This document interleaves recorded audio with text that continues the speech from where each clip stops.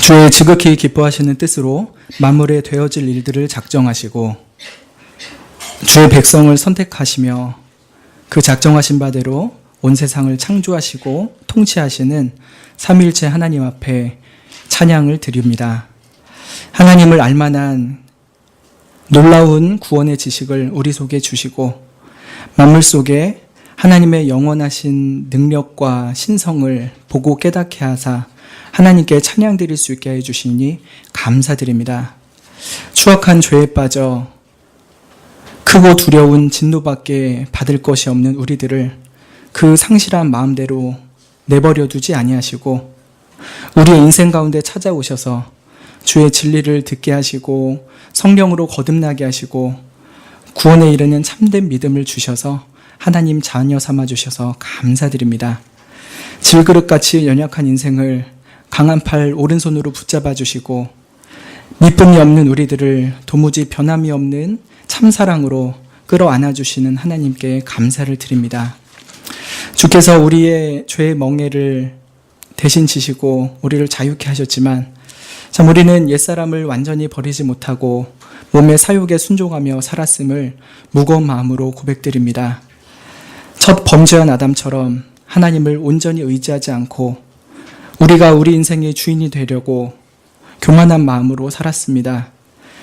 먼저 하나님의 나라와 의를 구하라 하지만 하나님 아버지를 모르는 이방인들처럼 세상에 먹을 것과 입을 것을 염려하고 온갖 세상의 염려와 근심에 묻혀 살아왔습니다.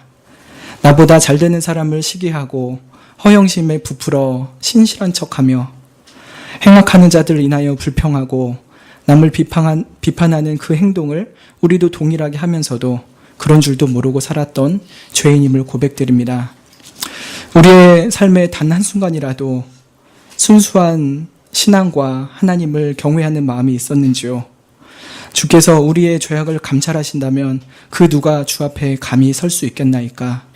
하오나 주님, 사유하심이 주께 있음을 의지합니다. 우리에게 죄삼의 은총을 베풀어 주시기를 간구함나니 지금 우리의 모든 죄를 깨끗이 씻어 주시옵소서. 파수꾼이 아침을 기다림보다 지금 우리가 주님을 더 기다립니다. 주의 인자하심과 풍성한 구원을 기다립니다. 우리를 모든 죄악에서 구속하시며 성령에 충만케 하시는 은혜 주시기를 기다립니다. 십자가에 우리의 모든 정욕과 탐심을 못 받게 하시고 오직 성령을 쫓아 행하도록 충만한 은혜를 이 시간 부어주시기를 기도드립니다. 하나님, 온갖 영혼의 번민과 연약함으로 신음하는 성도들을 잊지 말아주시기 원합니다. 주의 진리와 사랑을 깊이 깨달아 온갖 멍에와 얽매이는 것으로부터 자유케 하여 주시기 원합니다. 험악한 세상 속에서 마음 상한 이들, 천대받고 멸시받는 성도들을 평강의 하나님께서 위로하여 주시고 평강에 평강을 더해 주시기 원합니다. 오랫동안 여러 가지 육체의 질고를 지고 괴로움 당하는 성도들을 붙들어 주시사 속히 치료하여 주시기를 간구합니다. 앞길에 대하여 주님의 뜻을 묻고 여러모로 애쓰는 자녀들에게 주께서 예비하신 선한 길을 보여주시기를 간구합니다. 모든 성도들의 생업을 지켜주시사 가정과 일터에서 수고하는 모든 일에 먹고 마시고 즐거워하는 복을 누리게 하여 주시기 원합니다. 성도가 참 성도되게 해주시길 원합니다. 세상을 두려워하지 않게 하시고 헌신의 대가를 두려워하지 않게 하여 주시옵소서. 오직 능력과 근심과 사랑하는 마음을 부어주시기 원합니다. 경건한 마음을 주사 우리를 택하신 족속으로 삼으시고 왕같은 제사장으로 삼으시고 거룩한 나라요 하나님의 소유된 백성으로 삼아주신 그 하나님만을 경외하게 하여 주시기를 원합니다. 어두운 가운데서 주의 기이한 빛에 들어가게 하신 그 하나님의 아름다운 덕을 선전하는 일에 더욱 힘쓰는 이 교회 되게 해주시기를 원합니다. 미주 총회차 먼 곳에 있는 목사님과 사모님을 은혜로 지켜주시기를 원합니다. 또 이 시간 주의 말씀을 대언하도록 단위에 세워주실 김유형 목사님과 또 그 가정과 교회를 헤아릴 수 없는 충만한 은혜로 채워주시기를 원합니다. 이 시간 김유형 목사님의 입술을 통하여 선포되는 주의 말씀이 우리 모두에게 진리의 말씀, 생명의 말씀, 능력의 말씀 되게 하여 주시옵소서. 우리의 찬양과 간구와 마음의 제물을 주님께서 기쁘게 받아주시기를 원합니다. 삼일체 하나님 홀로 영광 받으시는 시간이 되게 해주시기를 원하며 예수 그리스도의 이름으로 기도드립니다. 아멘. 이 시간 성경 말씀은 요한복음 1장 1절에서 18절 말씀입니다. 신약성경 142쪽에 있습니다.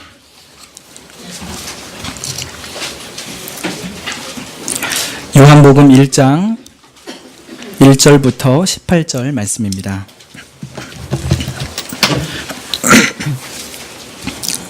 제가 봉독하겠습니다. 태초에 말씀이 계시니라. 이 말씀이 하나님과 함께 계셨으니 이 말씀은 곧 하나님이시니라. 그가 태초에 하나님과 함께 계셨고 만물이 그로 말미암아 지은 바 되었으되 지은 것이 하나도 그가 없이는 된 것이 없느니라. 그 안에 생명이 있었으니 이 생명은 사람들의 빛이라. 빛이 어두움에 비치되 어둠이 깨닫지 못하더라. 하나님께로서 보내심을 받은 사람이 났으니 이름은 요한이라. 저가 증거하러 왔으니 곧 빛에 대하여 증거하고 모든 사람으로 자기를 인하여 믿게 하려 함이라. 그는 이 빛이 아니요 이 빛에 대하여 증거하러 온 자라. 참빛 곧 세상에 와서 각 사람에게 비치는 빛이 있었나니 그가 세상에 계셨으며 세상은 그로 말미암아 지은 바 되었으되 세상이 그를 알지 못하였고 자기 땅에 오매 자기 백성이 영접지 아니하였으나 영접하는 자 곧 그 이름을 믿는 자들에게는 하나님의 자녀가 되는 권세를 주셨으니 이는 혈통으로나 육정으로나 사람의 뜻으로 나지 아니하고 오직 하나님께로서 난 자들이니라. 말씀이 육신이 되어 우리 가운데 거하심에 우리가 그 영광을 보니 아버지의 독생자의 영광이요 은혜와 진리가 충만하더라. 요한이 그에 대하여 증거하여 외쳐 가로되 내가 전에 말하기를 내 뒤에 오시는 이가 나보다 앞선 것은 나보다 먼저 계심이니라 한 것이 이 사람을 가리킴이라 하니라. 우리가 다 그의 충만한 데서 받으니 은혜 위에 은혜로라. 율법은 모세로 말미암아 주신 것이요 은혜와 진리는 예수 그리스도로 말미암아 온 것이라. 본래 하나님을 본 사람이 없으되 아버지 품속에 있는 독생하신 하나님이 나타내셨느니라. 아멘.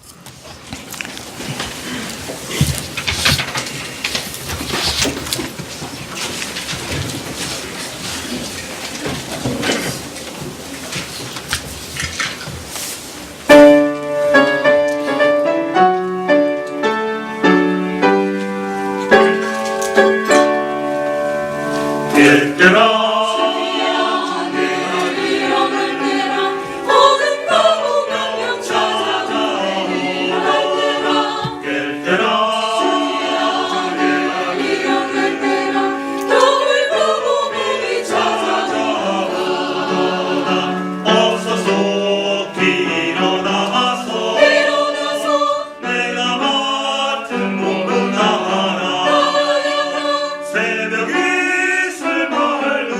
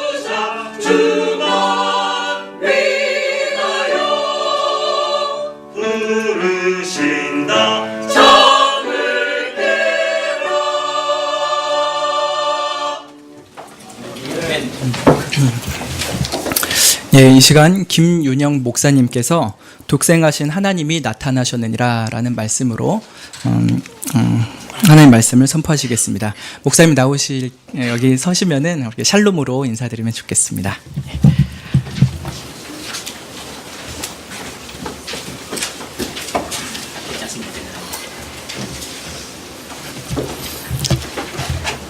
샬롬. 그래야 됩니까? 굉장히 반갑습니다. 아주 또 오랜만에 오는 것 같습니다. 왜 저 같은 사람을 다시 또 부르셨는지요? 저는 저희 교회에서도 그렇게 합니다만은 아주 고민을 좀 많이 드려야 될 것 같습니다. 그래서 혹시 들으시다가 좀 부담된다, 좀 마음이 안 찬다 그러시더라도 좀 끝까지 한번 생각해 보시고 보셨으면 참 좋겠습니다. 오늘 본문은 저는 요한복음을 택하였습니다. 오후에도 요한복음을 9장으로 택했습니다.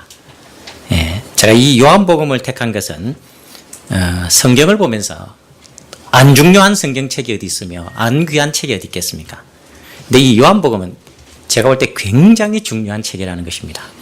고민을 이제부터 또 드리겠습니다. 그리스도인들은 교회 와서 말씀을 들으시면 고민하셔야 됩니다. 베레아 교인들이 사도행전에서 굉장히 신사적이라고 하는 이야기는 그 말씀을 들었을 때 그것이 진짜인지 상고하고 고민해 보았기 때문에 신사적이라 그랬다는 것입니다. 설교를 듣고 그냥 가지 마시고 고민을 하셔야 됩니다. 한 가지 묻겠습니다. 목사가 전하는 설교는 하나님의 말씀일까요? 아닐까요? 고민되죠? 답하기가 애매하시죠? 정확하게 말씀드린다면 목사의 입에서 전파되는 설교는 하나님의 말씀이 아니다, 그렇게 말할 수 있습니다. 이상하다. 우리 목사님 전하는 설교는 하나님 말씀인데, 하나님의 말씀은 우리가 가지고 있는 이 성경이 하나님의 말씀이고 목사는 단지 이 성경 속에 숨어져 있는 하나님의 말씀을 전하는 것입니다. 그리고 그것이 하나님의 말씀으로 받아들여지는 것은 각 성도들의 마음속에 계신 성령 하나님께서 집에 가서 고민하고 생각하고 돌이켜볼 때에 각 사람에게 하나님의 말씀으로 들어오는 것이지 목사의 설교가 하나님의 말씀이 아니라는 겁니다. 그러니까 하나님의 말씀이 되려면 그 말씀을 반드시 상고하고 생각하고 고민하고 정말 그러한가를 돌아봐야 된다는 것입니다. 자, 고민거리가 이것입니다. 신구약 성경은 지은 저자에 의해서 같이 묶어져 있습니다. 자, 대선지서라고 불리우는 이사야, 예레미야, 예레미야애가, 에스겔, 다니엘서는 선지자가 위대해서 대선지서가 아니고 분량이 많다고 대선지서, 분량이 작다고 소선지서입니다. 근데 미안하지만 예레미야, 애가 같은 경우는 5장밖에 없습니다. 분량이 많습니까? 작습니까? 그럼 어디로 가야 됩니까? 소선지서로 가야 하는데 미안하게도 이 예레미야서와 예레미야 애가서는 같은 예레미야가 지었다고 해서 묶어놓았다는 것입니다. 사무엘이 썼다고 해서 사무엘 상하가 묶여져 있고 모세가 기록하게 돼서 모세오경으로 묶여져 있습니다. 신약에 들어와도 마찬가지입니다. 베드로가 쓰기 때문에 베드로전서, 베드로후서. 놀랍게도 바울이 기록했다고 하는 책들도 하나로 묶여져 있습니다. 로마서, 고린도전후서, 갈라디아서, 에베소서, 빌레몬서까지 바울이 쓴 서신도 묶어져 있습니다. 근데 유일하게 딱 똑같은 저자가 썼는데 잘려진 책이 하나 있습니다. 물론 요한계시록하고 요한 1, 2, 3서하고 요한복음이 있습니다만 그건 빼고요. 좀 독특합니다. 누가복음과 사도행전입니다. 누가복음과 사도행전은 누가라는 사람이 똑같은 사람인 데오빌로에게 보낸 편지입니다. 사실은 이 책은 떨어지면 됩니까? 안 됩니까? 안 되도록 되어 있어야 되는 것입니다. 사실은요. 그래서 본래는 누가복음 전서, 누가복음 후서, 그리고 요한복음 이렇게 해야 되는데 희한하게도 우리가 가지고 있는 성경은 누가가 기록한 누가복음과 사도행전 사이에 요한이 기록한 요한복음이 쏙 들어가 있다는 사실입니다. 복음서기 때문에 그 안에 들어갈 수 있는 건 아닙니까? 고민을 해보셔야 된다는 것입니다. 복음서라고 하면은 성경은 주로 예수님께서 돌아가시고 나서 우리가 말하는 역사적으로 주로 65년도에서부터 시작해서 혹은 57년도에서부터 시작해서 한 70년도 사이에 성경이 거의 다 쓰여지게 됩니다. 복음서가 그때 쓰여졌다고요. 근데 이 요한복음 언제 쓰여지냐면 거의 90년대에 쓰여졌다고 사람들이 이야기를 합니다. 그러니까 복음서가 쓰여지고 난 뒤에 약 한 30년 뒤에 복음서가 쓰여진 것입니다. 요한복음이. 근데 왜 요한복음은 뒤에 쓰여졌는데도 불구하고 누가가 기록한 누가복음과 사도행전 사이에 들어왔느냐? 들어올 수밖에 없는 성경적인 의미가 있다라는 것입니다. 사실은 누가복음 전서, 누가복음 후서로 붙여놔도 아무런 잘못이 없습니다. 똑같은 내용이니까요.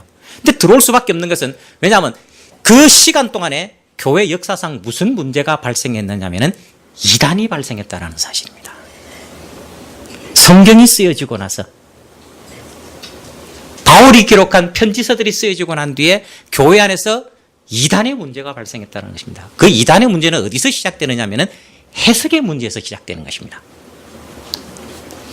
교회 안에 이단이 생긴다는 것은 그때 당시에 이단 중에 하나가 누구냐면 사도행전에 보면은 예루살렘 교회가 어려운 일을 당했을 때 7명의 집사를 뽑습니다. 7명의 집사를 뽑을 때 그 중에 한 사람이 누구냐면 니골라라고 하는 사람입니다. 니골라. 근데 이 니골라라고 하는 사람이 초대교회 이단이 된다라는 사실입니다. 교회가 어려웠을 때 그 교회를 온전히 세우기 위해서 집사를 세웠는데 그 집사 중에 한 사람이 30년이 채 지나기 전에 한 60년도 채 안 돼서 이단으로 발전되어 버렸다라는 사실입니다. 왜 이단이 생길까요? 해석의 차이 때문에 그렇습니다. 성경을 어떻게 해석하느냐. 그러니까 이 하나님께서 보실 때에 무엇을 가지고 이단이 생길 수밖에 없냐면은 지금까지 교회에서 많이 읽혀졌던 마태복음, 마가복음, 누가복음 이 세 가지를 잘못 해석할 가능성이 굉장히 많다라는 사실입니다. 너무 쉬운 성경이고 너무 잘 아는 내용임에도 불구하고 오해될 소지가 너무 많기 때문에 하나님께서는 30년 뒤에 요한을 통하여 요한복음을 만들어서 누가복음과 사도행전 사이에서 요한복음을 집어넣어 성경은 하나님이 원하는 해석 방법으로 해석되어져야 한다라는 사실입니다. 그래서 요한복음을 중간에 집어넣어서 해석하게 만들었다는 사실입니다. 뭐 전혀 안 믿으셔도 괜찮습니다. 제가 처음 여기 왔을 때 제가 말씀드렸던 구절이 어딘지 기억나십니까? 안 나셔야 정상입니다. 그래 제가 다시 오는 거죠. 아마 박영 목사님도 자주 강조하셨을 것입니다. 성경의 가장 중심되는 요절은 저는 신학교를 갈 때까지만 해도 요한복음 3장 16절인 줄 알았습니다. 왜? 교회에서 그렇게 늘 배워왔었으니까요. 근데 신학교에 가서 제가 김성수 교수님한테 배웠을 때 성경의 가장 중심되는 구절은 요한복음 5장 39절이라 제가 여기 처음 왔을 때도 그 말씀을 드렸었습니다. 요한복음 5장 39절은 너희가 성경에서 영생을 얻는 줄 생각하고 성경을 상고하거니와 깊이 생각해 보거니와 이 성경은 곧 내게 대하여 증거하는 것이로다. 성경은 누구에 대한 이야기라고요? 예수에 대한 이야기라는 사실입니다. 그럼 그때 당시에 성경은 무슨 성경입니까? 구약 성경입니다. 이스라엘 사람들이 가지고 있던 성경은 신약 성경이 아니고 구약 성경은 누구에 대한 이야기라고요? 예수에 대한 이야기라는 것입니다. 구약 성경을 통해서 예수를 발견하고 예수를 끄집어내지 못하면 그 성경을 제대로 보지 못하는 것이다 라고 하는 것이 요한복음에서 가르쳐주는 것입니다. 그래서 굉장히 요한복음은 중요합니다. 하나님의 의도대로 성경을 보라는 것입니다. 그래서 제가 오후 시간에 본문을 정한 것이 요한복음 9장인 것입니다. 물론 요한복음 전체 내용이 다 그렇습니다. 특히 오늘 본문 속에 등장하고 있는 이 요한복음 1장 1절에서 8절은 요한복음 전체를 해석하는 가장 중요한 열쇠입니다. 사실 요한복음은 그 뒷부분이 없어도 됩니다. 1장 1절에서 18절이 전부입니다. 근데 이것만 가지고 있으면 이해를 잘 못한다는 거죠. 그래서 그 뒤에 19절부터 21장까지가 있는 겁니다. 이거는 1장 1절에서부터 18절을 계속 풀어주는 내용입니다. 풀어주는 내용입니다. 어떤 것으로요? 하나님의 의도대로, 하나님의 생각대로. 한 가지만 예를 들면 우리가 잘 알다시피 오병이어의 기적이 있습니다. 예수님께서 오병이어의 기적을 왜 행하셨습니까? 목적이 뭡니까? 목적 있을 거 아니에요. 아, 사람들이 배고프니까 배부르게 해주자. 그거 아니란 말이에요. 마태복음이나 마가복음, 누가복음에서는 오병이어 기적이 나타나는데 설명이 없습니다. 그러니까 무슨 일이 발생하느냐면은 오해가 생길 수 있다는 겁니다. 해석의 차이가 생길 수 있다는 것입니다. 근데 이것을 막아주기 위해서 요한복음은 오병이어의 기적을 굉장히 길게 설명합니다. 설명을 굉장히 길게 해준다니까요. 우리가 이해할 수 있도록. 그래서 그 오병이어의 기적이 무엇을 상징하느냐면 주님 자신이 오신 만나요, 생명의 떡이요, 자신의 살과 피를 먹어야 된다라고 이야기하시는 것입니다. 근데 그 자신의 살과 피를 먹는다는 것이 십자가의 죽으심이라는 거죠. 그리고 그것이 나중에 고린도전서의 11장에 넘어가면 바울 사도는 뭐라고 말하냐면 성찬이라고 하는 것은 행하는 것이 목적이 있는 것이 아니고 그 성찬에 의미가 있는데 그것이 뭐냐면 주의 죽으심을 오실 때까지 전하는 것이라. 그러니까 성찬을 행함으로써 오병이어의 기적을 통해서 뭘 전하는 거라고요? 주의 죽으심, 십자가의 사건을 계속해서 교회가 전파하는 것이 목적이라는 사실입니다. 그래서 오병이어의 기적 속에서 사람이 떡으로만 사는 것이 아니고 하나님의 입에서 나오는 모든 말씀으로 산다. 하나님의 입에서 나오는 모든 말씀이 뭡니까? 모든 말씀이 뭐예요? 하나님의 입에서 나오는 모든 말씀이 이거라고요? 그럼 이거 뜯어 먹으면 삽니까? 우리가? 이거 먹으면 살아요? 이거 어떻게 먹어요? 하나님의 입에서 나오는 모든 말씀으로 산다. 이거 아닙니다. 미안합니다. 절대 이거 아닙니다. 이거 뜯어 먹는다고 우리가 사는 거 아니거든요. 이거 읽는다고 사는 거 아닙니다. 하나님의 입에서 나오는 모든 말씀이 뭘까요? 예수 그리스도. 논리가 너무 빨리 갑니다. 시간이 급해가지고요. 제가 여기 오기 전에 목사님께서 목사님 설교가 너무 길어요. 짧게 주세요. 미안하면 짧게 못합니다. 어떻게 하면 좋죠? 생각을 해보십시오. 제가 이 두 편의 설교를 위해서 저 먼 거리에서 4시간을 차를 타고 와서 하룻밤을 자고 말을 하고 싶어도 오후에는 못합니다. 왜? 6시가 막차거든요. 그거 놓치면 지금 제가 대구까지 가서 택시 타고 내려가야 되는데 새벽에 그것도 힘들어서 6시까지는 제가 가야 되는데 얼마나 길게 하겠어요. 오늘 같은 날은 특별한 날이라고 생각하시고 좀 오후에 다음에 저를 부를 때는 오후에 모든 순서를 싹 다 없애고 저를 불러주시면 고맙겠습니다. 잘 보십시오. 오늘 본문입니다. 왜 말씀이 예수 그리스도냐면요. 사람이 떡으로 사는 것이 아니고 하나님의 입에서 나오는 말씀으로 사는 것이 될 때 그 말씀이 예수 그리스도로 산다 이 말입니다. 오늘 보십시오. 태초에 말씀이 계시니라. 요한복음은 잘 알다시피 마태는 그 복음서의 가장 중요한 목적이 뭐냐면 유대인의 왕으로 오신 예수 그리스도. 그게 주제입니다. 마가복음은요. 종으로 오신 예수 그리스도. 그래서 그분은 섬기기 위해서 오셨다. 마태복음이 왕이라고 하는 것은 처음부터 이방의 박사들이 와서 유대인의 왕으로 나시니가 누구냐 묻는단 말입니다. 맨 마지막에 마태복음은 뭡니까? 하늘과 땅의 권세를 몽땅 가진 내가 너희에게 명하노니 복음을 증거하고 내가 너희와 끝날까지 함께 있으리라. 왕의 선포란 말이에요. 그러니까 마태복음이 왕의 복음인 겁니다. 왕으로 오신 예수 그리스도입니다. 종으로 왔다는 것은 마가복음은 종으로 오신 예수 그리스도입니다. 종은 뭐예요? 섬기기 위해서 오셨다는 겁니다. 권한받는 자로 오셨다는 것입니다. 그래서 그분은 우리를 위해서 종처럼 모든 것을 내어놓고 죽으신 분이시다. 이게 마가가 가르치는 겁니다. 누가는요. 헬라인들에게 설명하는 것입니다. 인간의 모습을 입고 오신 예수 그리스도. 그래서 뭐냐면 가장 긍휼과 사랑과 자비가 많으신 가장 인간적인 모습이신 예수 그리스도를 설명합니다.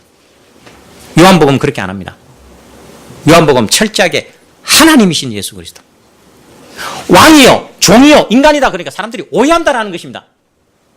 그 오해를 단번에 불식시키고 막아주는 것이 요한복음입니다. 요한복음은 예수 그리스도가 누구라고요? 하나님. 아주 놀라운 표현을 쓰고 있습니다. 아무도 꼼짝 말하는 겁니다. 근데 뭐라고 말하고 있냐면 태초에 말씀이 계시니라. 이 말씀이 하나님과 함께 계셨으니 이 말씀은 곧 하나님이시니라. 말씀과 하나님이 같다라고 말하고 있습니다. 재밌습니다. 그가 태초에 하나님과 계셨고 만물이 그로 말미암아 지은 바 되었으니 지은 것이 하나도 그가 없이는 된 것이 없느니라. 만물을 누가 만드셨다고요? 누가 만드셨다고요? 요한복음식으로 하시면 말씀은 누가 만드셨다고? 천지는 누가 만들었어요? 예수 그리스도가. 말씀이신 분이. 자, 물어보겠습니다. 창세기에 하나님께서 천지를 창조하십니다. 태초에 하나님이 천지를 창조하시니라. 하나님이 가라사대 빛이 있으라 하심에 빛이 있었고, 가라사대가 뭡니까? 말씀하시되, 하나님이 말씀하니까 빛이 나타난 겁니까? 창세기를 보면 그렇게 설명할 수밖에 없습니다. 요한복음을 딱 가지고 가면 뭐라고요? 하나님이 가라사대, 곧 예수 그리스도께서 하나님의 말씀을 받아서 그리스도께서 빛이 있으라고 빛을 만드셨다는 사실입니다. 이게 요한복음입니다. 그러니까 우리가 오해하지 못하도록 성경을 가장 하나님의 뜻으로 풀 수 있도록 만들어진 책이 요한복음인 것입니다. 그러니까 우리는 그냥 하나님의 입에서 나오는 말씀, 그러니까 그냥 이게 성경인가 보다, 그게 아니고 말씀은 하나님 자신이라는 것입니다. 그분이 누구라고요? 예수 그리스도라는 것입니다. 사람이 떡으로 안 살고 누구로 산다고요? 이 성경으로 안 살고 예수로 산단 말입니다. 예수로 산다. 그러니까 유대인들이 예수님에 대해서 당신이 정말 하늘로부터 왔으면, 하나님께로 보냄을 받았었으면 모세처럼 우리에게 만나를 줘봐라. 그러니까 만나는 그림자에 불과해 하나님이 참떡을 주시나니 내가 바로 참떡이야. 주님은 그렇게 말씀하신다는 거예요. 그러니까 내 살을 먹고 내 피를 먹고 마셔야 돼.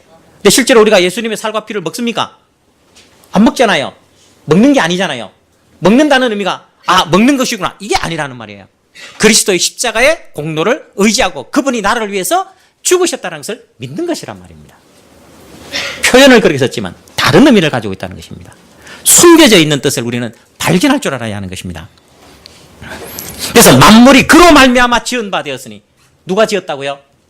천하 만물을 누가 지었다고요? 예수 그리스도가. 예수 그리스도가.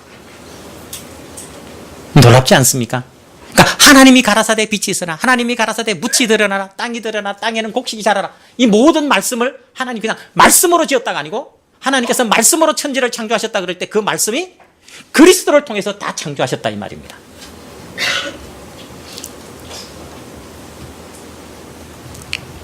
그러면서 말합니다. 그 안에 생명이 있으니, 그 안이 뭡니까? 그 안이 뭐예요? 그 안. 이게 뭐예요? 예수 그리스도 아니고 성경대로 따라하시면, 그 안에 생명이 있었으니, 그가 뭡니까? 말씀. 말씀. 태초에 말씀이 계시니라 그러면서 말씀 안에 뭐가 있었다고요? 생명이 있었으니.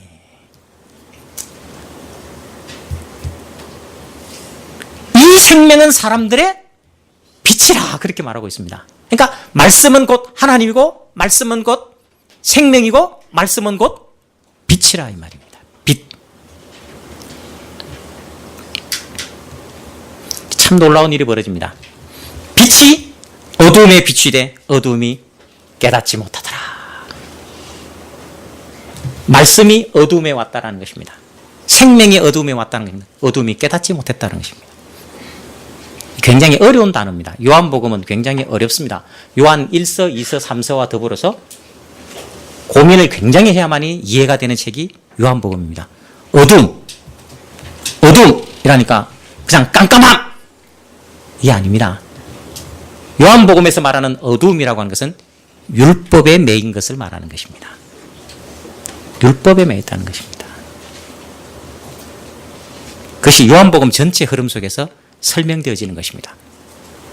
그리스도께서 참 생명으로 하나님으로서 이 땅에 왔는데 율법을 중요시하고 인간이 지키고 의를 행하고 행해야 된다라고 생각하는 것이 참 빛을 보지 못하게 한다라는 사실입니다.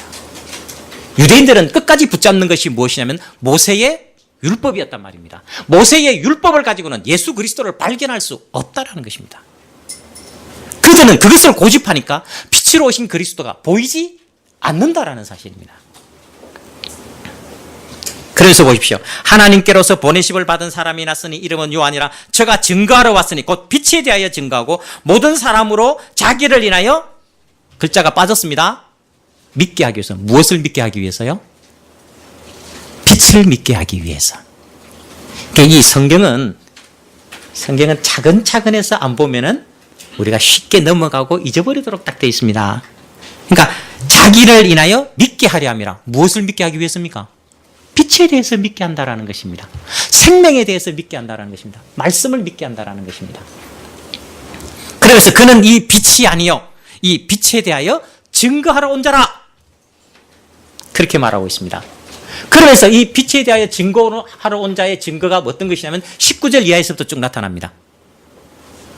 나는 빛이 아니다. 나는 빛에 대하여 증거하러 온 자다. 그래서 증인의 사역입니다.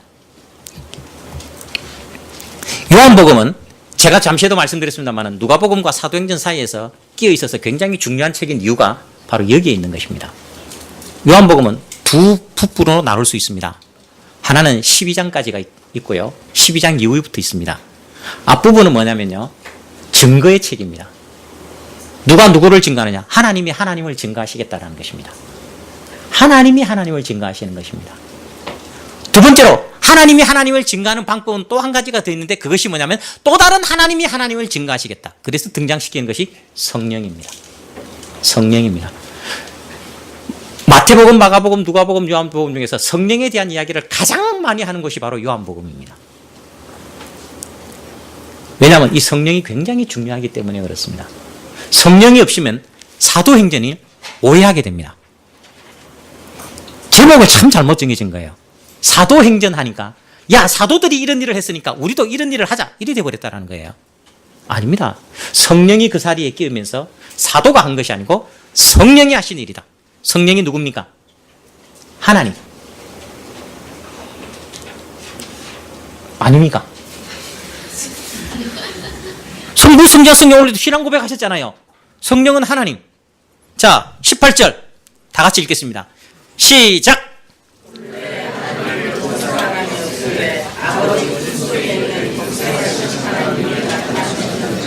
하나님을 본 사람이 있답니까? 없답니까? 성경에서 하나님을 본 사람이 있습니까? 없습니까? 그럼 하나님 제대로 설명할 수 있습니까? 없습니까? 보지도 못했는데 어떻게 설명합니까? 설명이 안 되지요. 이런 말이 있습니다. 아버지가 아들을 낳았는데 이 아들이 장님인 거예요. 볼 수가 없다는 거예요. 그래서 아버지가 이 아이를 백방으로 수소문을 해서 돈을 모으고 수술시켜서 눈을 열게 해줬다는 거죠. 눈을 열게 해줬다는 거예요. 근데 그 아들이 눈을 뜨자마자 아버지에게 이렇게 얘기합니다. 아버지, 이렇게 아름다운 세상을 왜 저에게 설명해 주지 않습니까? 아버지는 뭐라고 대답했겠습니까? 아들아, 내가 아무리 아름답다고 말하고 아무리 좋다고 말한들 네가 알아듣겠냐라는 거예요. 그래서 제일 좋은 방법이 뭐라고요? 이 아름다운 것을 설명해도 못 알아들으니까 눈을 열어주면 본다라는 겁니다. 그게 아버지가 할 수 있는 제일 좋은 방법 아닙니까? 그렇죠? 그래 그걸 아무리 아름다운 걸 설명하면 뭡니까? 알아듣지를 못하는데 볼 수가 없는데 눈을 열어야만이 볼 수 있는 것입니다. 아버지가 하는 일이 그 일이라는 겁니다. 보십시오. 본래 하나님을 본 사람이 없답니다. 아무도 없어요. 그럼 하나님을 제대로 설명할 수 있습니까? 없습니까? 설명 못한다는 거예요. 그러니까 예수님께서 어떻게 했다고요? 그래서 아버지 품속에 있는 독생하신 하나님이 나타내셨느니라 앞에 생략되어 있는 말이 있습니다. 무슨 말입니까? 예? 뭐가 생략되어 있습니까? 본래 하나님을 본 사람이 없으되 아버지 품속에 있는 독생하신 하나님이 그 앞에 생략된 단어. 지금 식사 안 하셨습니까? 오늘 유장로님 오늘 점심 때 너무 맛있는 거 주시네. 오늘 오후에는 제가 꼭 확인을 하겠습니다. 점심을 안 드신 분은 대답 안 하셔도 되지만 점심을 잡수시는 분은 꼭 대답을 하셔야 될 겁니다. 본래 하나님을 본 사람이 없으되 아버지 품속에 있는 독생하신 하나님이 하나님을 나타내셨느니라. 이 말이에요. 하나님을 이라는 단어가 빠져 있는 겁니다. 빠져 있습니다. 그러니까 이 하나님을 온전히 나타내고 보여줄 수 있는 분은 누구만 보여줄 수 있는 겁니까? 하나님만이. 하나님은 하나님만이 보여줄 수 있는 겁니다. 그래서 어떻다고요? 예수님께서 오셔서 하나님을 보여주시는 겁니다. 보여주시는 거예요. 그러면 보십시다. 예수님 이제 가셨어요. 우리는 지금 전도도 합니다. 전도도 하잖아요. 예수 믿으세요. 전도하잖아요. 십자가 예수를 전하는 이 전도는 누가 하는 겁니까? 누가 하는 거예요? 누가 하는 거예요? 내가 하는 거예요. 근데 내가 한다 그러면 안 되는 거예요. 내가 하는 것이 나는 하나님 본 적이 있습니까? 없습니까? 여러분 하나님 보셨어요? 안 보셨어요? 보셨어요? 안 보셨어요? 입이 다 무거우신 것 같아요. 서울에는 다 무겁고 저는 경상도라서 방방 뜨는가 봅니다. 저 하나님 본 적 없습니다. 그럼 제가 전하는 거예요. 이상하잖아요. 본 적도 없는 사람이 전하면 하나님 제대로 보여줍니까? 못 보여줍니까? 못 보여줍니다. 그래서 하나님께서 어떻게 하셨다고요? 또 다른 하나님이신 성령을 우리에게 주셔서 누가 증거하는 거예요? 성령이 증거하시는 거란 말입니다. 전도는 내가 하는 것이 아니고 내 속에 계시는 또 다른 하나님이 하나님을 보여주시는 방법으로 전도하시는 것이란 말입니다. 그래서 성령이 굉장히 중요한 겁니다. 그러니까 사도행전에 가서 오순절날 성령이 임하자마자 숨어있던 그들이 성령의 힘에 의해서 나가서 증거하는 것입니다. 자기가 하고 싶어서 하는 게 아니라니까요. 하나님께서 하시는 일이라니까. 그러니까 그 하나님이 하나님의 이런 백성을 찾는 전도로 되어지는 것이란 말입니다. 내가 했다 그러는 게 아닙니다. 내 속에 계신 하나님이 하나님을 보여주시니까 그 속에 하나님께서 택한 사람이 그 하나님을 발견하게 된다는 사실입니다. 하나님을 아는 분도 하나님, 하나님을 깨닫는 분도 하나님. 오늘 사도신경 했는데요. 참 재밌습니다. 성령을 믿사하며, 사도신경은 삼위일체 하나님을 믿는다는 고백입니다. 성부 하나님, 성자 하나님, 성령 하나님. 성령 하나님이 하시는 일에 대해서 이렇게 되어 있습니다. 성령을 믿사오며, 어떤 성령을 믿느냐? 어떤 성령을? 우리가 믿는 성령이 어떤 성령이냐? 거룩한 공회. 이제 우리가 보는 카톨릭이라고 하는, 캐솔릭이라고 하는 카톨릭이라는 뜻입니다. 우리의 모임이 뭐라고요? 성령으로 하나 된 거룩한 모임이라는 것입니다. 그래서 내가 있는 교회가 성령에 의해서 거룩한 공회라는 것을 믿는다는 거예요. 두 번째로는 성도가 서로 교통하는 것. 서로의 교제와 하나님을 만나게 하시는 분도 성령 하나님. 그러니까 하나님을 만난다라고 하는 것은 내 속에 계신 하나님이 계셔서 그 하나님을 만난다라는 것입니다. 이 성령이 하시는 일이라는 거예요. 그 다음에 죄를 사하여 주시는 것. 죄는 누가 사해 주시죠? 하나님. 예수님. 근데 죄는 누가 사해 주신다고요? 이거 사도신경에 나와 있잖아요. 죄를 사하여 주시는 것. 성령 하나님께서 사하여 주신다는 것은 이미 사하여진 것을 믿게 만든다라는 겁니다. 성령께서 하신다라는 거예요. 내 죄가 용서함 받았다는 것을 인정하게 하고 확인하게 하는 것이 성령 하나님이 하신다는 거예요. 그걸 고백하는 겁니다. 몸이 다시 사는 것. 누가 살려주신다고요? 우리 몸을 누가 살려주신다고요? 성령 하나님께서. 고민 안 해보셨잖아요. 이상하잖아요, 좀. 근데 이런 성령 하나님을 내가 믿는다는 겁니다. 나를 살려주시는 분은 성령 하나님. 근데 실제로 성령 하나님이 나를 살려줄 수밖에 없는 것은 내 속에 들어와서 다시는 떠나가지 않기 때문에. 성령은 곧 하나님은 생명이시기 때문에. 그래서 그렇다는 겁니다. 이런 성령 하나님을 내가 믿는다고 고백하는 것입니다. 그러니까 성령 하나님께서 내 속에 계셔서 하나님을 증거하게 하는 것이란 말입니다. 전도라고 하는 것은 주의 죽으심과 십자가를 전하는 것입니다. 그것은 잃어버린 양을 찾는 것입니다. 그건 하나님께서 하나님의 자기 양을 찾는데 그냥 내 육체가 동원되어서 가는 겁니다. 근데 실제로 내가 전도했지만 그것은 성령 하나님이 하신 것이고 그 하나님의 말씀을 듣고 하나님의 백성은 하나님을 영접할 수밖에 없다는 것입니다. 그래서 보십시오. 9절에 이렇게 말하고 있습니다. 참빛 곧 세상에 와서 각 사람에게 비추는 빛이 있었나니. 물어보겠습니다. 참빛 반대말이 뭡니까? 참빛 반대말. 네? 거짓빛이 세상에 어디 있습니까? 여러분 빛 중에 거짓빛 보신 적 있어요? 그렇게 생각하시면 안 되죠. 참빛과 반대말이 거짓빛. 거짓빛은 어떤 겁니까? 네, 참빛은 예수 그리스도. 거짓빛은 그러면 마귀입니까? 요한복음에서는 그것을 거짓빛은 참빛의 반대말을 거짓빛이라고 말하지 않습니다. 네, 어둠입니다. 어둠. 예수 그리스도와 정반대되는 것이 뭐냐면 그리스도를 의지하지 아니하고 율법을 지켜서 행해서 그것을 내 의로 삼아서 하나님 앞에 인정받아 보려고 하는 율법의 행위, 인간의 행위를 어두움이라, 그림자라 그렇게 설명한다는 사실입니다. 자, 묻겠습니다. 성경은 우리 보고 하라고 주어진 책입니까? 하나님께서 다 하셨다라는 책입니까? 그럼 우리는 할 게 있습니까? 없습니까? 있습니까? 없습니까? 이것도 고민되는 거예요. 우리는 할 게 없습니다. 할 게 없습니다. 성경은 미안하게도 하나님께서 다 하셨다라는 것입니다. 다 하셨다. 다 이루셨다. 그럼 우리는요? 그럼 그 하나님이 이루신 것을 믿고 따라가는 겁니다. 따라가는 겁니다. 자, 물어보겠습니다. 여러분들이 오늘 주일이라고 생각해서 이 자리에 오셨어요. 여러분 힘으로 왔습니까? 여러분 힘으로 오셨다 그러면 이건 참 잘못된 거죠. 여러분의 힘으로 오신 것이 아니고 여러분 속에 계신 하나님께서, 성령 하나님께서 여러분들을 이곳으로 오게 만들어서 오기 싫어도 억지로 콕끼어서 오셨다라는 사실입니다. 여러분이 오신 게 아니라니까요. 하나님께서 자기 백성을 불러서 이 자리에 오셨다라는 것입니다. 내가 한 게 아닌 거예요. 이걸 인정하는 것입니다. 근데 유대인들은 이게 인정이 안 된다라는 거예요. 안 된다라는 거예요. 왜? 율법에 매여서 자기 의를 드러내는 사람들은 이게 안 되는 겁니다. 아, 내가 성가교회를 위해서 이만큼 일을 했는데 왜? 내가 한 것이 없습니다.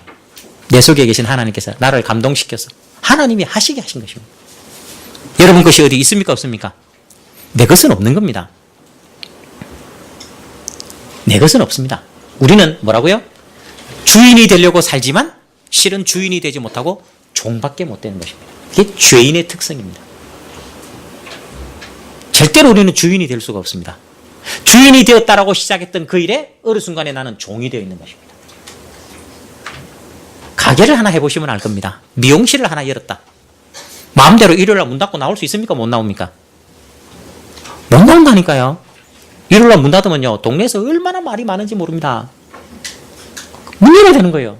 내가 주인인데, 내가 가게를 내는 이유는 내 마음대로 하고 싶어서 했는데, 어느 순간에 이 가게가 주인이 돼갖고, 야, 동네 사람들이 나오라 그러잖아. 빨리 나와. 그럼 가는 거예요. 그러니까 우리는 딱 두 가지밖에 없는 거예요. 누구의 종이 되느냐? 하나님의 종이 되느냐? 하나님 아닌 것의 종이 되느냐? 주인이 될 수가 없습니다. 두 번째로, 종은 자기 것이 없습니다. 자기 것이 있는 순간에 이 종은 주인과 반대되는 사람입니다. 주인과 상관없는 사람이라니까요. 주인이 먼 곳으로 가면서 종들에게 5달란트, 2달란트, 1달란트를 맡겼습니다. 5달란트 받은 사람이 열심히 노력해서 주인에게 얼마를 돌려주죠? 5달란트. 5달란트 돌려주죠. 5달란트 자기가 먹고. 아니에요? 어떻게 해요? 다 줬잖아요. 2달란트 받은 사람도 다 줬잖아요. 1달란트 받은 사람은요? 하나만 주잖아요. 자기를 위해서 살았다라는 거예요. 그래서 악하고 게으른 종이라는 겁니다. 종은 자기 것이 없습니다. 자기 것이 없습니다. 그러니까 우리가 교회를 위해서 내가 모든 것을 다 내어놓았어도 그것은 내 것이 아닌 하나님입니다. 여러분 돌아가실 때 빈손으로 가시잖아요. 빈손으로 와서 빈손으로 가시잖아요. 잠시 세상에서 빌려 쓰고 있는 겁니다. 하나님이 주신 것대로 많은 것 주셨으면 많은 것을 쓰고 있는 거고 적은 것을 가지고 있으면 적은 것을 쓰는 것에 불과할 뿐입니다. 우린 종입니다. 근데 하나님께서 우리를 마음대로 쓰시는 것이죠. 그러니까 참빛이라고 반대되는 것은 어두움입니다. 자기가 했다라고 말하는 것. 그러니까 철저하게 유대인들은 예수 그리스도를 하나님으로 받아들일 수가 없다는 것입니다. 근데 놀랍지 않습니까? 참빛, 곧 세상에 와서 각 사람에게 비치는 빛, 생명이 있었는데 그가 세상에 계셨으며 세상은 그로 말미암아 지은 바 되었으되 세상이 그를 알지 못하였고 자기 땅에 오매 자기 백성이 영접지 않았다라는 것입니다. 자기 백성들조차도 자기의 빛되고 생명 되신 분을 알지 못했다라는 것입니다.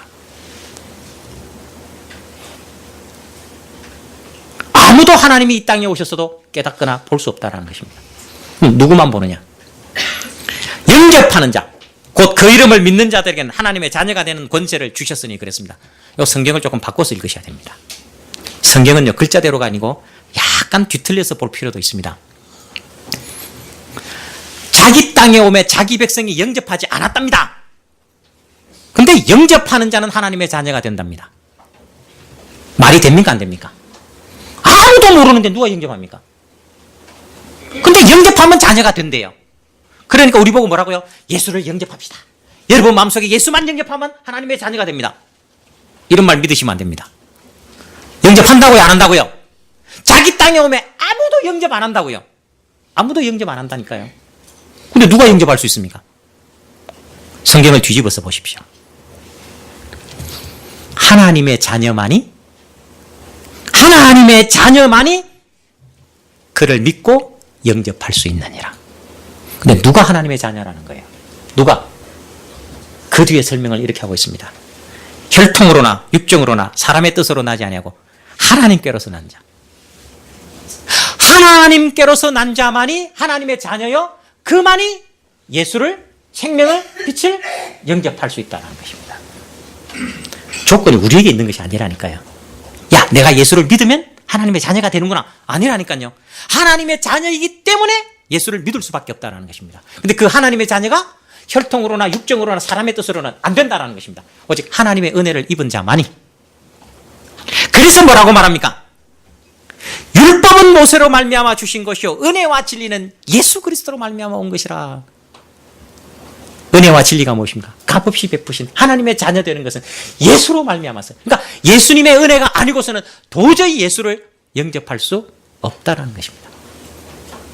율법을 가지고서는 예수를 영접할 길이 전혀 없다는 것입니다.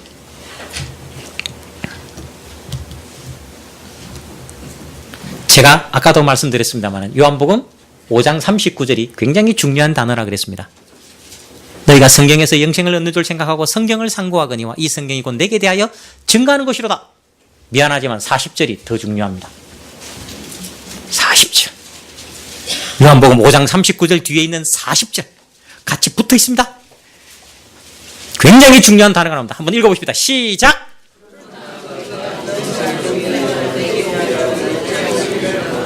근데 강조가 있어야 됩니다. 강조가. 어떤 단어에 힘을 빡 줘야 되겠습니까? 그러나 딱 이렇게. 야, 아주 무서운 표현을 쓰고 있습니다. 한국 성경 너무 재밌어요. 한국 성경 너무 재밌습니다. 성경에서 영생을 얻는 줄 생각하고 성경을 상고해서 예수를 발견했는데 그러나 너희가 영생을 얻기 위하여 내게 오지 아니하는도다. 어디로 갔다는 겁니까? 예수님에게로 안 가면 영생을 얻기 위해서 어디로 갔다는 거예요? 전부 다. 어디로 갔다는 겁니까? 성경으로 갔다는 거죠. 구약 성경으로 가버렸다는 겁니다.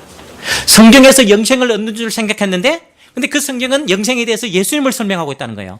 그러면 성경에서 예수를 발견했으면 예수에게로 가야 되는데 어디로 간다고요? 성경으로 간다는 겁니다. 성경으로. 예수에게로 안 온다는 거예요. 무섭지 않습니까? 성경을 통해서 이 성경에는 뭐가 있다고요? 영생이 있다고요. 근데 이 성경은 누구에 대한 이야기라고요? 영생인 예수님에 대한 이야기라고요. 그럼 우리는 이 성경을 통해서 누구를 발견하고 어디로 가야 됩니까? 예수에게로 가야 되는데 사람들은 예수에게로 안 가고 이 성경을 그냥 지켜서 행하는 쪽으로 가버렸다는 것입니다.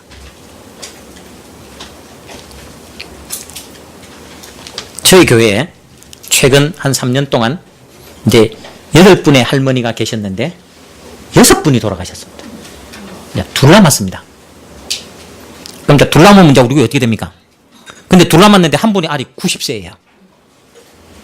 뭐 이분 왜 떡 벌리셔요? 90이 얼마 안 됐어요. 저희 아버지는 이제 내일 모레면 지금 100이 되는 거예요. 아직도 살아계세요. 장수가 복이 아닌 것 같습니다. 짜고 한 소리가 있고요. 두 분 남았으면 교회가 문 닫을 것 같습니까? 안 닫습니다. 문 닫아도 상관없습니다.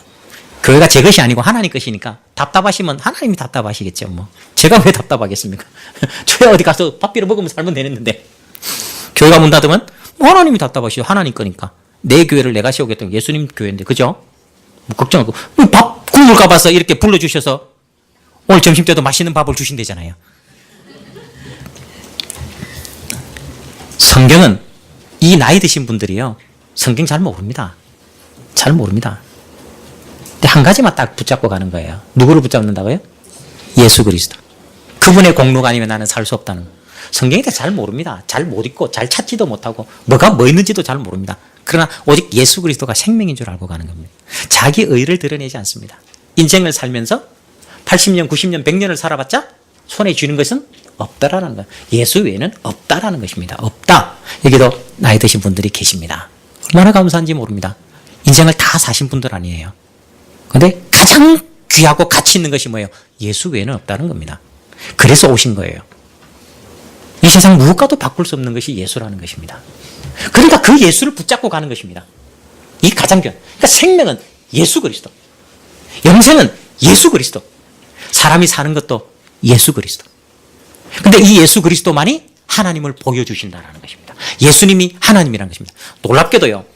누가복음 9장이 되면 예수님께서 10명의 문둥병자를 고쳐줍니다. 10명의 문둥병자. 말씀 한마디로 딱 고쳐주거든요. 근데 이 10명의 문둥병자가 제사장에게 몸을 보이러 가는 동안에 병이 다 나와버렸습니다. 문둥병이.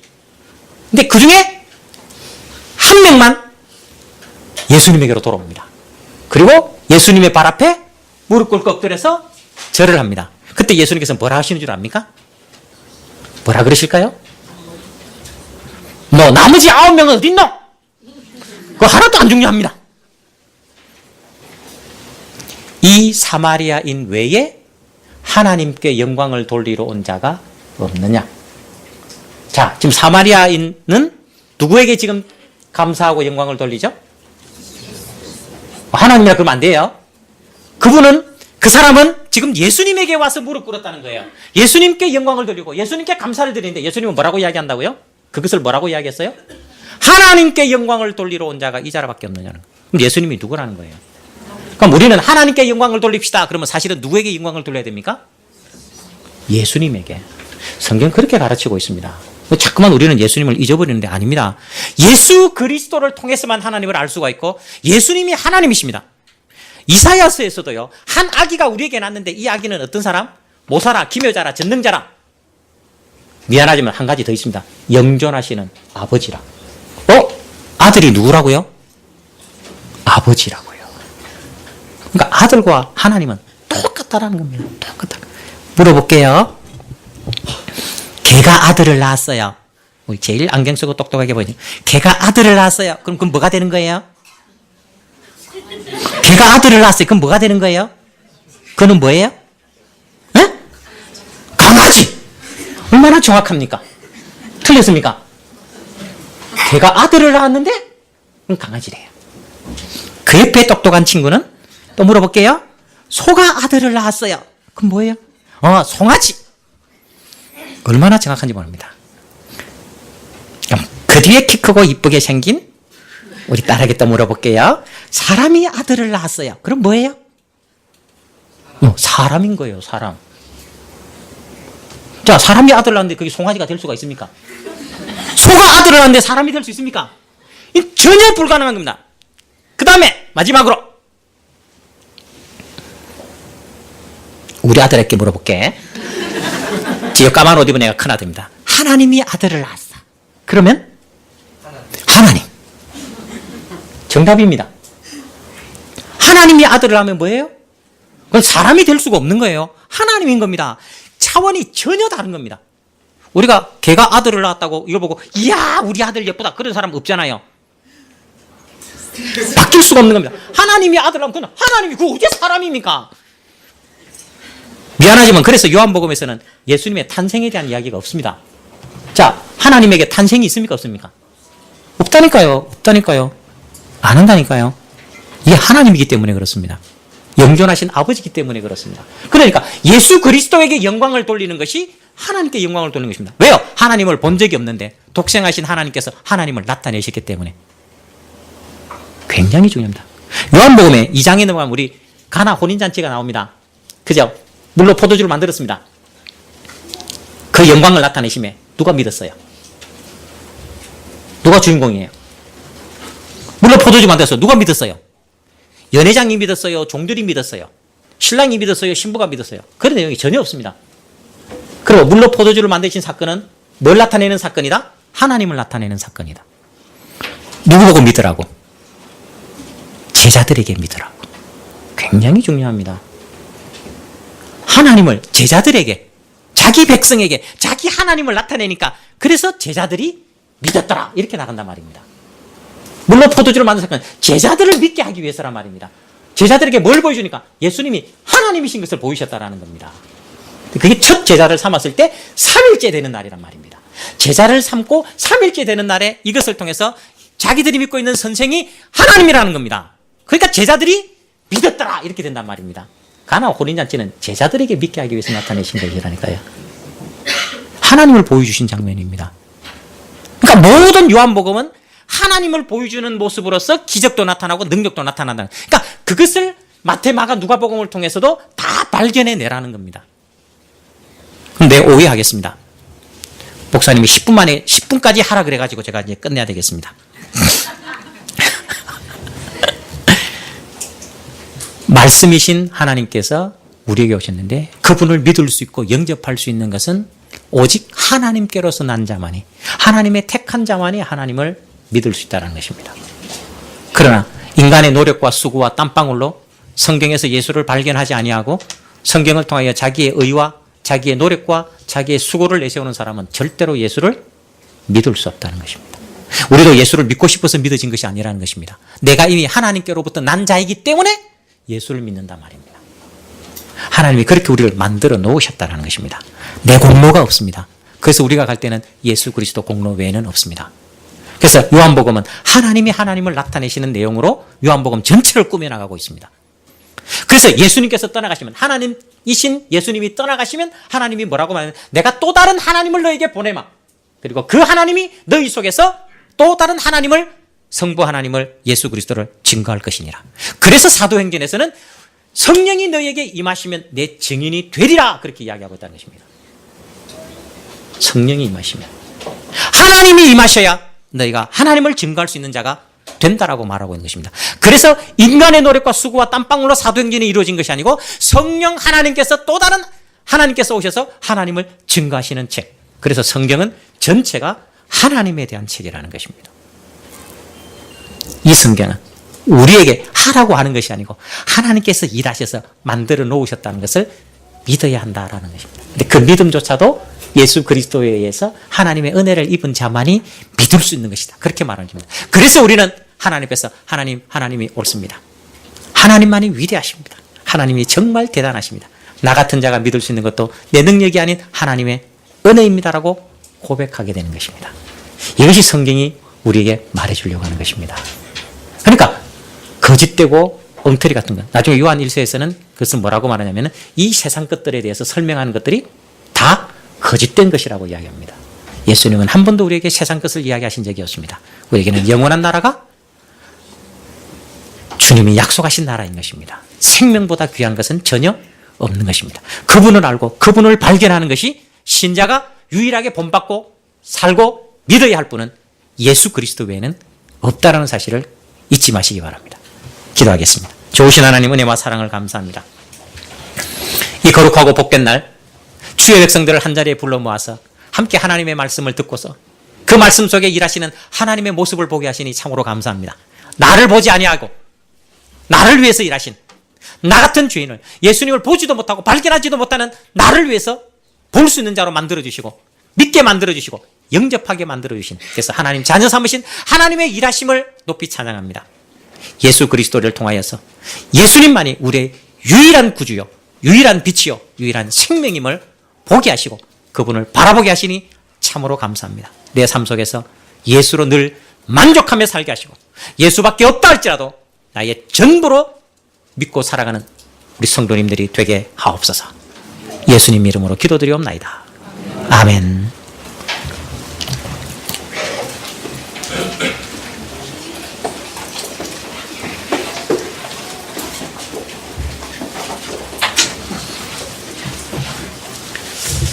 네, 귀한 말씀 감사합니다.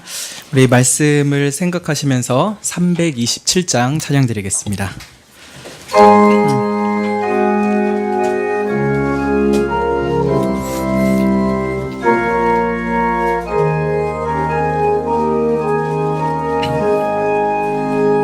죄짐을 지고서 고나거든 내 마음속에 주 영접하며 새 사람 되기를 원하거든 내 구주를 영접하라.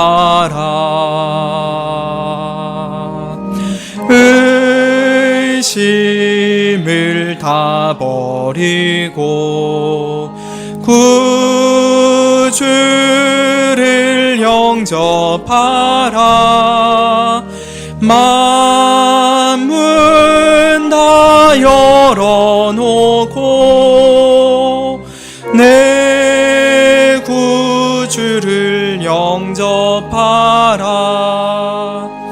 정결케 되기를 원하거든 내 마음속에 주 영접하며 생명수 마시기 원하거든 내 구주를 영접하라. 의심을 다 버리고 구주를 영접하라. 마음을 다 열어놓고 내 구주를 영접하라. 진실한 친구를 원하거든 내 마음속에 주 영접하며 내 맘의 평안을 원하거든 내 구주를 영접하라.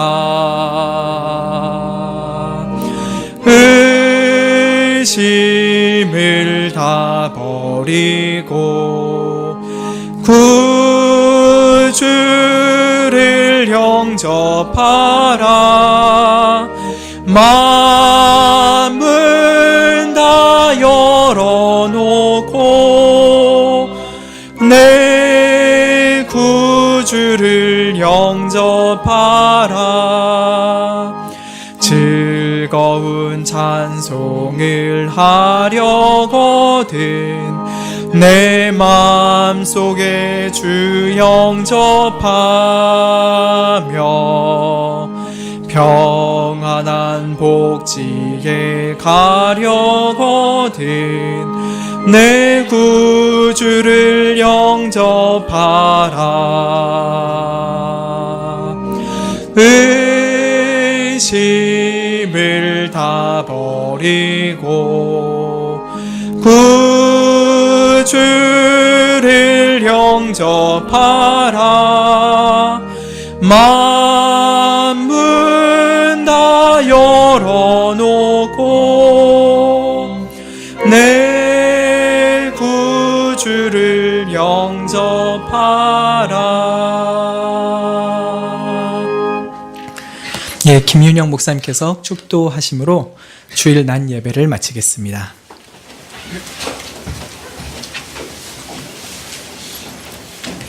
여호와는 네게 복을 주시고 너를 지키시기를 원하며 여호와는 그 얼굴로 네게 비추사 은혜 베푸시기를 원하며 여호와는 그 얼굴을 네게로 향하여 드사 평강 주시기를 원하노라. 주 예수 그리스도의 은혜와 하나님의 사랑과 성령의 교통하심이 너희 무리와 함께 있을지어다. 아멘. 아멘.